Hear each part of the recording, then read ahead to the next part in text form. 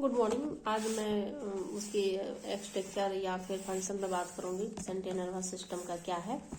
तो central nervous system में इसके पहले मैंने भी चर्चा किया था, लेकिन फिर कुछ पार्ट बाकी रह गया था, उस पर मैं बात करूंगी कि सुषुम्ना द्वारा जो है शारीरिक क्रियाओं का संचालन भी होता है और चेहरे और गर्दन जैसे संबंधित जो है शारीरिक क्रिया को छोड़कर अन्य भागों की क्रियाओं को नियंत्रित बहुत हद तक सुषुम्ना के द्वारा ही होता है। किसी दुर्घटना बीमारी के यदि अधिसुषुम्ना घायल हो जाता है तो जो है व्यक्ति के शारीरिक क्रियाओं का जो है संचालन ठीक ढंग से नहीं हो पाता है।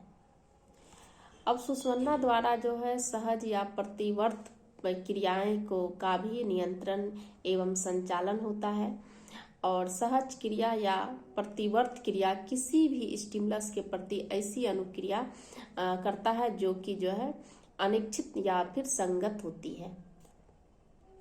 जैसे आंख पर तीव्र रोशनी पड़ते ही पलक को बंद हो जाना या गर्म वस्तु को छूते ही मतलब उंगली में जलने का मतलब स्पष्ट होना, और उसको जब हम उंगली जलता है तो हम पीछे की ओर खींचते हैं, उसके बाद ये सब जो है सहज क्रिया का ही उदाहरण है।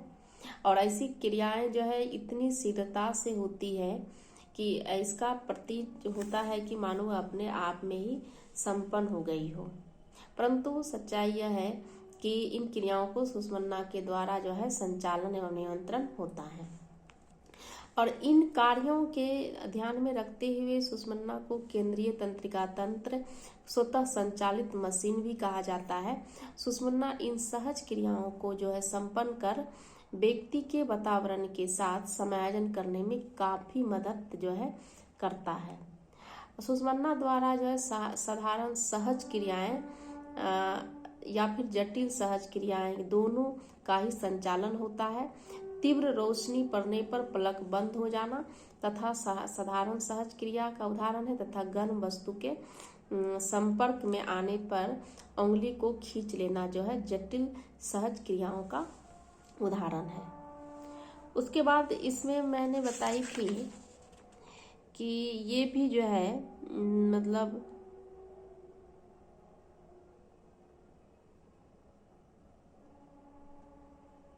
एक तो स्पाइनल कोड मैंने बताया था। आज स्पाइनल कोड पर हमारी चर्चा हुई कि वो उसका क्या क्या कार्य एवं फंक्शन है और किस तरह से वो काम करता है।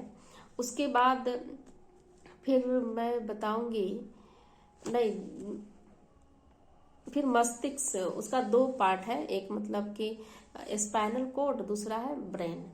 तो स्पाइनल कोड पर जितनी सारी चर्चा हुई है कि हमारा जो है कहाँ से मतलब गर्दन से कमर की तक की जो हड्डी होता है उसे हम स्पाइनल कोड कहते हैं, और उसमें एक घूसर पदार्थ भरा हुआ रहता है और हमारे किस ढंग से वो हमारे जो है काम मस्तिष्क में पहुंचाया जाता है उस पर, और किस तरह से काम किया जाता है।